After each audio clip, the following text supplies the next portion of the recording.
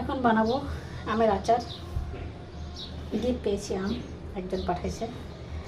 আম কুচি কুচি করে, বেশি কুচি করে নেই, হাফ করে এগুলো কেটে নিলাম। কেটে নিয়ে এর মধ্যে দিয়ে দিলাম হয়েছে হলুদ, মরিচ গুঁড়া, তারপরে দিছি লবণ, আদা রসুন পেস্ট দিয়ে মেখে রাখছি।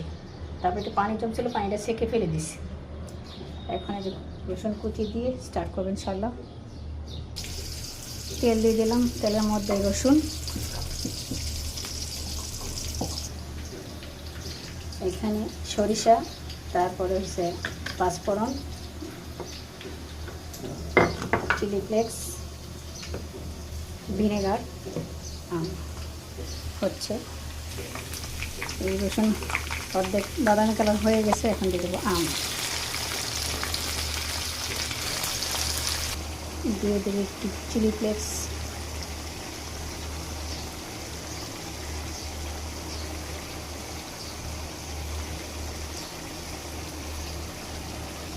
তারপরে দেবো একটু চিনি,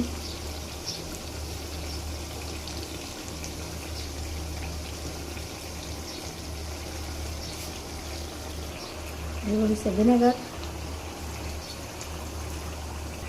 তারপর দেবো গুঁড়ো করা পাঁচফোড়ন, সরিষা গুঁড়া,